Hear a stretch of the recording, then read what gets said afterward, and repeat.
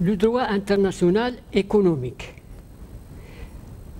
La doctrine s'accorde généralement pour considérer que le droit international économique constitue une branche particulière du droit international public, comme le droit international des relations diplomatiques et consulaires, le droit international humanitaire, le droit international de l'environnement, le droit de l'espace, le droit de la mer, etc.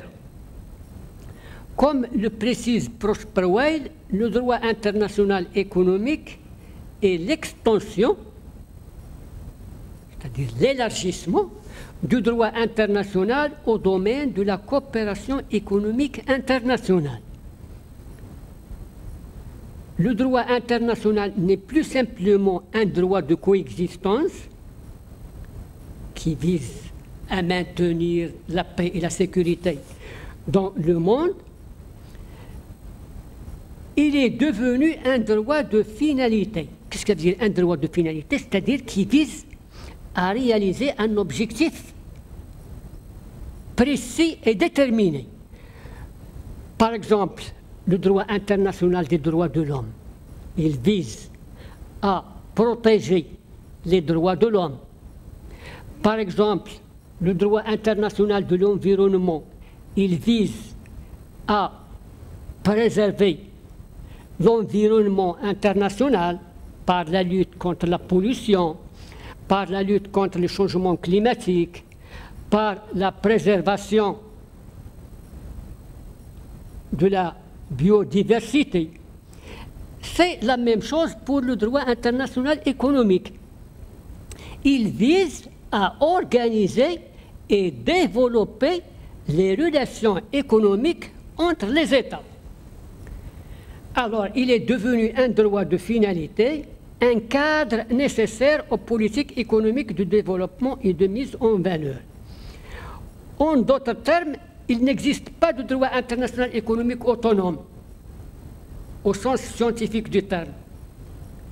Le droit international économique fait partie intégrante du droit international, comme le droit des traités ou celui de la neutralité ou des autres branches du droit.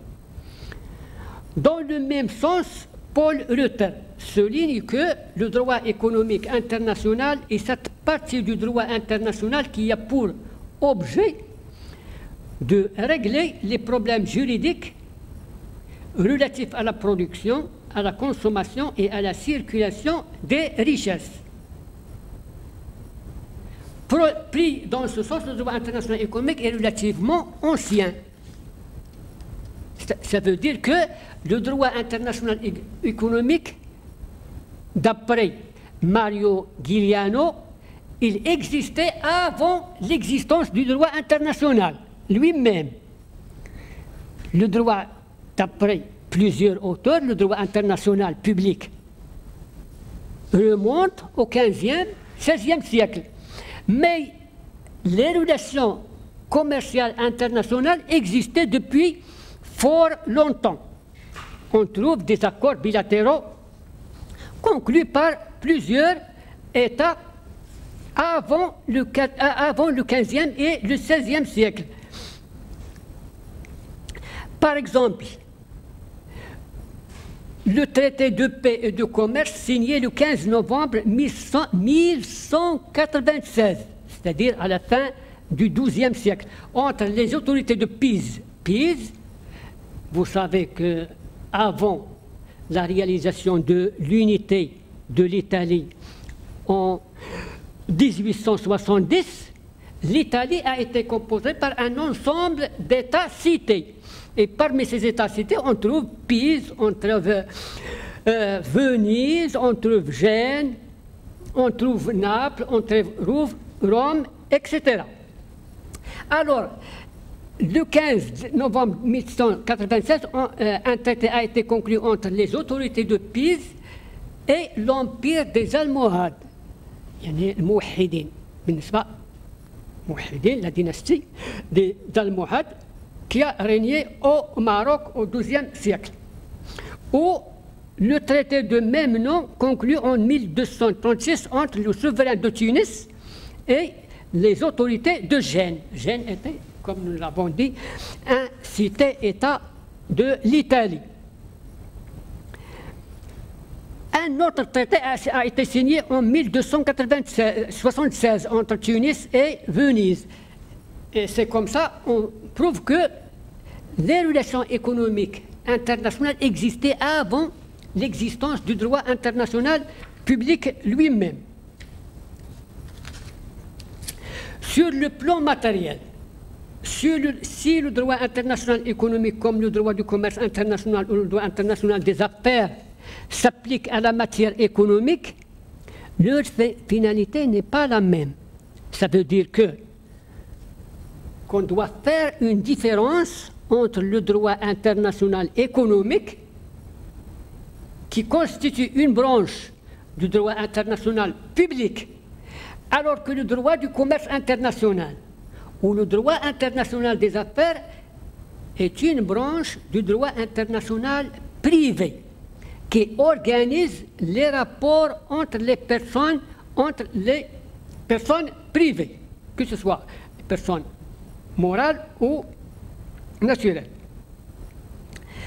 Le droit des affaires. Et dans ce sens, Jean-Michel Jacquet dit que le premier, c'est-à-dire le droit international économique, le premier a essentiellement pour finalité de donner une forme juridique aux directives de nature économique en matière d'organisation mondiale des échanges.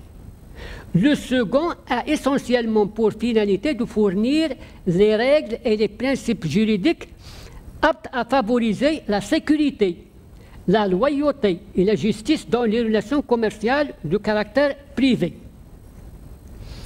En d'autres termes, les règles du premier régissent l'organisation globale, l'organisation macroéconomique, l'organisation globale des relations économiques, c'est-à-dire pour l'essentiel des relations macroéconomiques. La réduction ou l'élimination des droits de douane, la lutte contre les obstacles non tarifaires aux échanges, le règlement des différends dans un cadre interétatique, ça relève de la macroéconomie ou de l'organisation macroéconomique des relations internationales. Alors que le second a pour objet les relations microéconomiques. Il fixe les règles qui s'appliquent aux relations qui se nouent et aux opérations qui se constituent entre les opérateurs économiques. Lorsque ces relations et ces opérations impliquent des mouvements de produits, de services ou valeurs intéressant l'économie de plusieurs pays.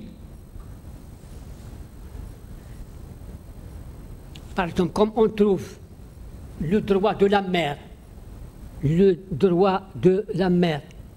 codifié dans le cadre de la Convention de Montego Bay de 1982, ça relève du droit international public, alors que le droit maritime relève du droit international privé, c'est-à-dire qui règle les affaires entre les opérateurs économiques. Bref, la macro-régulation du commerce international est l'objet du droit international économique, c'est-à-dire la macro-régulation. La macro-régulation, c'est-à-dire l'organisation globale. La macro-régulation, l'organisation globale du commerce international. C'est l'objet du droit international économique, alors que la micro-régulation, c'est-à-dire la micro-organisation, c'est-à-dire l'organisation micro de ce commerce relève du droit du commerce international. Relève du droit du commerce international. Nous avons dit qu'il faut faire une distinction entre le droit international économique, qui est une matière ou une branche du droit international public, alors que le droit du commerce international, il règle les rapports entre les personnes privées et il relève du droit international privé. Alors, la première est de nature publique, alors que la seconde est de nature privée. l'a dit. Ceci étant, il y a lieu de souligner que le droit international économique comprend 3 sous-ensembles essentiels. Le droit international économique se compose de 3 sous-ensembles essentiels, ou 3 axes essentiels. Nous avons le droit international du commerce, ou des échanges commerciaux, le droit international qui organise les échanges commerciaux, c'est-à-dire le commerce des marchandises et des services. Nous avons le droit international de l'établissement et de l'investissement étranger direct, et enfin le droit du financement des transactions économiques internationales. Alors nous avons 3 axes essentiels dans ce domaine. Et puisque c'est presque impossible de traiter les 3 axes du droit international économique, on s'intéresse principalement à l'étude du droit des échanges commerciaux, c'est-à-dire le droit multilatéral qui réglemente les échanges commerciaux, et on laisse de côté le droit de l'investissement ou le droit des transactions économiques internationales. Alors, le droit multilatéral des échanges commerciaux. Le droit multilatéral. Le droit multilatéral des échanges commerciaux. La création d'institutions multilatérales spécialisées dans le commerce international est récente. Elle est récente au regard de l'histoire des relations économiques internationales. Comme nous l'avons dit, les relations internationales économiques existaient avant l'existence du droit international public lui-même. Mais l'institutionnalisation des rapports économiques internationaux n'existait qu'à partir de la fin de la Deuxième Guerre mondiale.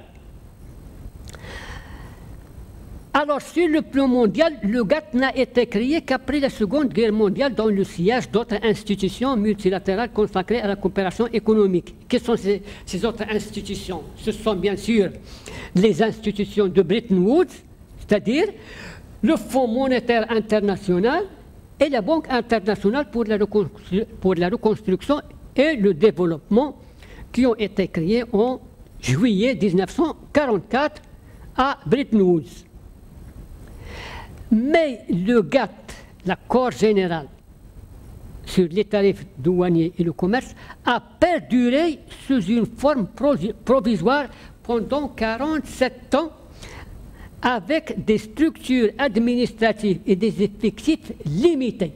Ça veut dire que le GATT, comme on va l'expliquer par la suite, qui n'est qu'un accord sous forme simplifiée, s'est transformé progressivement en une organisation internationale sui generis, c'est-à-dire spéciale, qui n'est pas fondée. Toute organisation internationale, si on fait l'exception du GATT, est basée sur un traité institutif, alors que le GATT, en tant qu'organisation internationale, s'est constitué progressivement, c'est-à-dire d'une manière empirique. Il s'est transformé d'un traité en une organisation internationale. Alors, à l'origine, pur accord simplifié, signé entre 23 États ou parties contractantes, il s'élargira et approfondira progressivement son accent au cours du temps. Vers la fin des années, en 1986, lors de la conférence commerciale de Punta del Este, les parties ont décidé de lancer un nouveau cycle de négociations multilatérales. Au terme de cette année de négociations, les parties ont réussi à établir un nouveau cadre institutionnel des échanges commerciaux, c'est-à-dire l'Organisation mondiale du commerce. Alors, de 1947 jusqu'à 1994, fin 1994, c'est l'accord général sur les tarifs douaniers et le commerce qui s'est transformé en une organisation internationale qui veille à l'application des dispositions matérielles de ce même traité. C'est lui qui veille à l'application ou au contrôle de l'application des dispositions de ce traité. Mais lors des négociations multilatérales de l'Uruguay Round, les parties ont décidé de créer une organisation internationale, une organisation mondiale en bonne et due forme qui a pour tâche d'organiser ou de veiller à l'organisation des échanges commerciaux internationaux. En même temps, de nouveaux accords commerciaux multilatéraux ont été conclus. Depuis 1947 jusqu'à 1993, le GATT a parrainé la conclusion d'un ensemble d'accords dans le domaine des échanges commerciaux. Un accord où, au début, c'était des codes.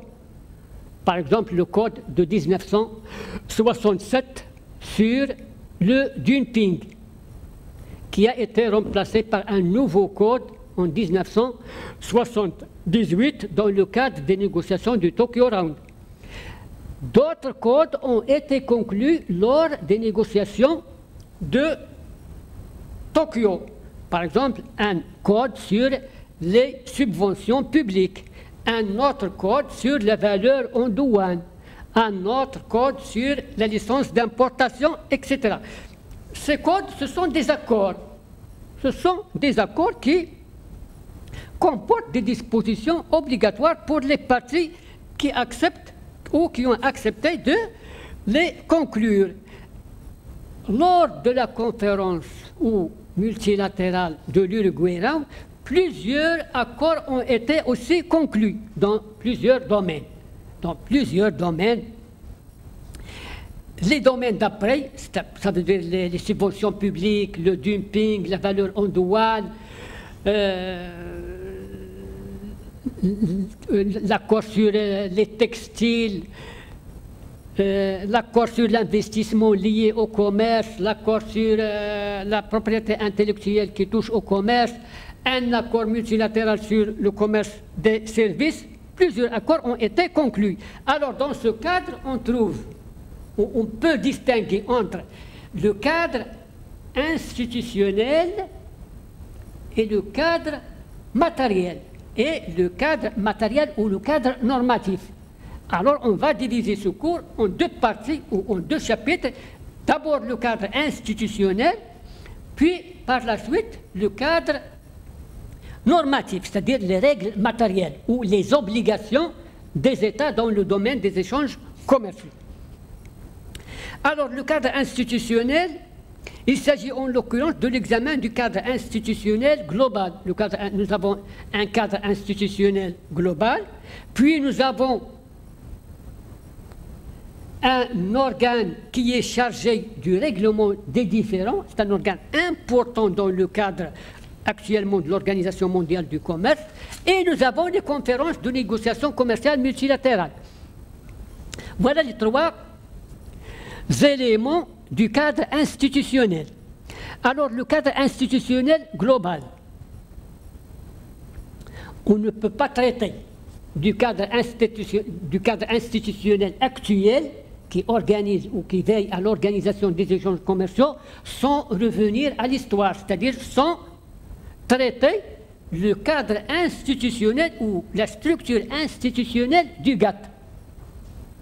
Les échanges commerciaux sont organisés sur le plan multilatéral depuis 1948. Ce n'est pas à partir de 1995 avec la création de l'Organisation mondiale. Alors, on va débuter de 1947. Alors, après la création d'une institution internationale monétaire, qui est le Fonds monétaire international, une autre institution financière qui est la Banque internationale pour la reconstruction et le développement, par les accords de Bretton Woods en juillet 1944, il restait à créer une institution similaire qui s'occupe de l'organisation des échanges commerciaux. Et ça, c'était l'objectif des autorités des États-Unis d'Amérique. Alors, effectivement, en 1945, les États-Unis d'Amérique, champions du libéralisme économique, soumettent à leurs alliés des propositions pour l'expansion du commerce mondial et de l'emploi. En février 1946, le Conseil économique et social des Nations Unies. Le Conseil économique et social, c'est un organe, parmi d'autres, de l'Organisation des Nations Unies. Alors, sur proposition américaine, cet organe a adopté une résolution en vue de l'organisation d'un congrès ou d'une conférence internationale sur l'emploi et le commerce. Deux ans de négociations, c'est-à-dire la fin des années 46 et tout au long de l'année 47, ont été suffisants pour l'élaboration de ce qu'on appelle le projet de la charte de La Havane. Il y avait une commission ou un comité préparatoire qui a élaboré le projet de la charte relative à l'Organisation internationale du commerce. Nous avons dit que l'objectif des États-Unis d'Amérique a été de créer, à l'instar du Fonds monétaire international et de la BIRD, une organisation relative au commerce. Une organisation internationale relative au commerce. Alors, et l'objectif a été de créer cette organisation par le comité préparatoire. Et le comité préparatoire a réussi à établir le projet d'une charte relative à cette organisation internationale. Ce projet de charte a été discuté dans le cadre d'une conférence internationale sur le commerce et l'emploi, et ils ont adopté, ils ont signé le projet de la charte de La Havane à la fin de 1947. Mais comme il a estimé que l'approbation définitive, le projet de la charte de La Havane pour entrer en vigueur, il exige la ratification par les autorités compétentes de chaque État membre. Et en l'attente de cette ratification, les États-Unis d'Amérique ont proposé aux autres États de mettre en application provisoire le chapitre 4 de la charte de La Havane. La charte de La Havane a été composée d'un ensemble de chapitres. Par exemple, le chapitre 1, il concernait les buts et les objectifs. Le chapitre 2, il concerne l'emploi et les activités économiques. Le chapitre 3, il concerne le développement économique et la reconstruction. Le chapitre 4 qui nous intéresse le plus concerne la politique commerciale. Le chapitre 5, il concerne les pratiques commerciales restrictives. Le chapitre 6, il concerne les accords relatifs aux produits de base. Et les autres chapitres concernent le cadre institutionnel. Alors, là, les États-Unis d'Amérique ont proposé aux autres États d'appliquer de manière provisoire le chapitre 4 de la charte.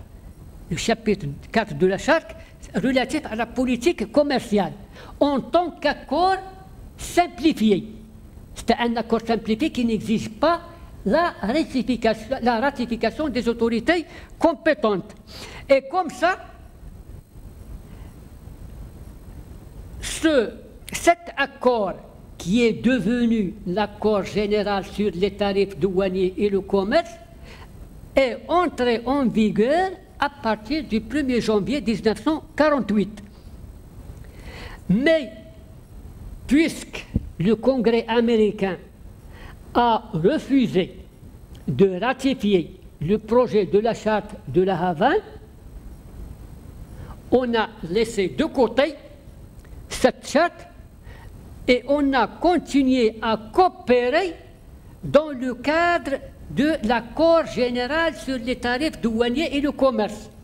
C'est le seul instrument juridique multilatéral qui existait à l'époque en ce qui concerne les relations commerciales. Alors, on s'est fondé sur cet accord pour créer une organisation d'une manière empirique, d'une manière empirique qui est le GATT. Le GATT est devenu, si vous voulez, de facto, une organisation internationale dans le domaine commercial. En effet, d'un simple accord en forme simplifiée, le GATT s'est transformé progressivement en une véritable organisation internationale avec un budget propre qui est alimenté bien sûr par les cotisations des parties contractantes et des organes propres. Des organes propres. Alors, comme toute organisation intergouvernementale, le GATT est devenu doté d'une structure tripartite, avec des comités et des groupes de travail. D'abord, une assemblée des parties contractantes, un conseil des représentants et un secrétariat dirigé par un directeur général. On a ce que possède toute organisation internationale, un organe plénier qui est les parties contractantes, un autre organe plénier qui est le Conseil des représentants et un secrétariat avec un directeur général et d'autres comités et groupes de travail. Alors, le premier organe, c'est-à-dire les parties contractantes, on doit être attentif à ce titre, les parties contractantes. Comme le GATT à l'origine était un traité ou un accord et non une organisation internationale, on ne disait pas des États signataires qui sont des membres du GATT. Un État qui signe un accord est une partie contractante et non un membre de l'accord. On ne peut pas dire membre de l'accord, mais on dit partie à l'accord. Alors, et puisque le GATT était un simple accord, on dit les parties contractantes du GATT et non les membres du GATT. Alors, mais c'est cette expression qui a été utilisée tout au long du fonctionnement de l'institution. Je vais vous donner un exemple. Par exemple, dans le domaine de l'environnement. Dans le domaine de l'environnement, nous n'avons pas d'organisation internationale qui s'occupe des problèmes de l'environnement. Mais nous avons des accords ou des conventions multilatérales très nombreuses. Et dans le cadre de chaque convention, on trouve des organes. C'est ce qu'on appelle la conférence des parties. La conférence des parties. La conférence des parties, par exemple, en ce qui concerne la convention de 1992 sur les changements climatiques, on trouve un organe essentiel, un organe décisionnel, c'est l'organe qui décide dans le cadre de la Convention et qui veille à l'application des dispositions de la Convention qui s'appelle la conférence des parties. La conférence des parties, Mu'tamar al-Atraf. Et on trouve, et vous entendez souvent la COP 22, la COP 21, la COP 22, la COP 21 qui a abouti à la conclusion de l'accord de Paris sur les échanges, sur les changements climatiques, la COP 22 qui a été organisée à Marrakech et qui venait l'année d'après. Ce sont les COP, la conférence des parties. مؤتمر أطراف الاتفاقية هو جهاز هو لو جيت بالعربي. Alors c'est un organe, la conférence des parties. On l'appelle la conférence des parties. C'est la même chose pour le GATT. On dit les parties contractantes et non les membres de l'accord général. Alors, écrite, c'est cette expression qui a été utilisée tout au long du fonctionnement de l'institution. Ça veut dire que quand les parties contractantes agissent d'une manière collective, ensemble, on le traite comme un organe. Par exemple, en 1960, les parties contractantes ont décidé ensemble ou d'une manière collective de créer le Conseil des représentants. Alors, ils ont agi comme un organe, d'une manière collective. En français, on dit les majuscules signifie qu'ils agissent collectivement et de façon formelle. Quand vous, par exemple, vous feuilletez l'accord sur les sur les tarifs douaniers et le commerce, vous trouvez quelquefois partie contractante avec P et C minuscules, ça vise les parties qui ont signé l'accord, et vous trouvez aussi partie contractante avec des majuscules. Et ça vise les parties contractantes en tant qu'organes. C'est la différence entre les deux. Et ça relève bien sûr de l'article 25, paragraphe 1 de l'accord général. Alors je peux vous citer les dispositions du paragraphe 25, paragraphe 1.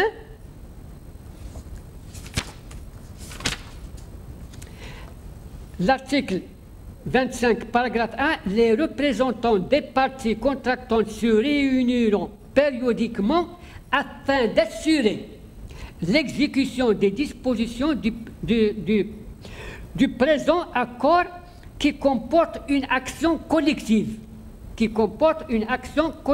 d'une manière générale de faciliter l'application du présent accord et de permettre d'atteindre ses objectifs.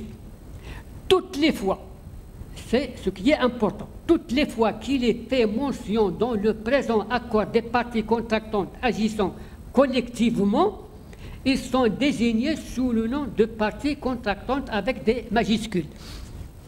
Alors, l'organe premier dans le cadre du GATT a été les parties contractantes. C'est l'organe décisionnel, c'est lui qui prend les décisions importantes dans le cadre du GATT. C'est lui qui accepte une partie contractante nouvelle dans l'accord général sur les tarifs douaniers et le commerce. Celui qui donne l'autorisation aux parties contractantes de conclure, d'instituer une union douanière ou une zone de libre-échange. C'est le même organe, c'est-à-dire les parties contractantes, qui a créé la partie 4 de l'accord relatif au commerce et au développement en 1964, comme on va le voir par la suite. En tant qu'organe suprême du GATT, les parties contractantes avaient l'habitude de se réunir une fois par an. Ça veut dire que les parties contractantes se réunissent une fois par an. Ils disposaient d'un certain nombre de compétences définies par l'accord. Celui-ci énumère 58 cas dans lesquels une décision des parties contractantes est requise. Ainsi, les parties contractantes bénéficiaient en quelque sorte d'un pouvoir législatif, comme le montre par exemple l'adoption de la partie 4. Je vous avais donné l'exemple de la conférence des parties de la Convention relative aux échanges commerciaux. C'est dans le cadre de la réunion de cette conférence qu'a été conclu, qu'a été adopté l'accord de Paris sur les changements climatiques. C'est la même chose pour l'accord général sur les tarifs douaniers et le commerce. Alors, les parties contractantes bénéficient en quelque sorte d'un pouvoir législatif, comme le montre par exemple l'adoption de la partie 4 en 1965, pour vous expliquer la partie 4 de l'accord général.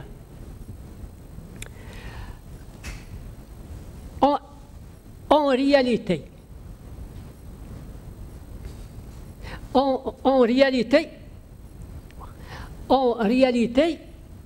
l'accord général sur les tarifs douaniers et le commerce a été mal vu par les pays en voie de développement. Ça veut dire qu'ils le voient comme une institution qui défend les intérêts des pays développés. Et c'est pour cela qu'ils ont créé, dans le cadre de l'Organisation des Nations Unies, un organe subsidiaire qui s'appelle la Conférence des Nations Unies sur le commerce et le développement en 1964, qui défend les intérêts des pays en voie de développement dans le cadre de l'ONU. Alors, les pays développés, dans le cadre de l'accord général sur les tarifs douaniers et le commerce, ont décidé de répondre à certaines revendications des pays en voie de développement dans le cadre de l'accord général sur les tarifs douaniers et le commerce. Et c'est pour cela qu'ils ont inclus une partie 4 dans le cadre de l'accord général, c'est-à-dire l'article 36, 37 et 38, qui répond à certaines revendications des pays en voie de développement, le principe de la non-réciprocité et d'autres avantages. En réalité, ce sont des avantages théoriques aux pays en voie de développement. Alors, la partie 4 a été adoptée par les parties contractantes d'une manière collective. Il disposait aussi de la compétence qui consiste à vérifier que les dispositions de l'accord général sont correctement observées. C'est-à-dire que les parties contractantes contrôlent les pratiques des États ou les politiques commerciales des États. Chaque État a la souveraineté absolue d'établir sa politique commerciale comme il veut. Mais s'il est membre de l'accord général, il doit se soumettre aux principes et aux dispositions de l'accord général. C'est-à-dire qu'il doit respecter ses engagements vis-à-vis de l'accord général sur les tarifs douaniers et le commerce du commerce. Alors, les parties contractantes peuvent contrôler les politiques commerciales de chaque État partie à l'accord général sur les tarifs douaniers et le commerce. Il avait encore le pouvoir d'accorder des dérogations aux pays membres, ça on va le voir dans le cadre des exceptions. Il leur appartenait également d'adopter le budget de l'institution. Puisque le GATT est une organisation internationale, il dispose d'un budget propre qui est alimenté par les contributions des États membres.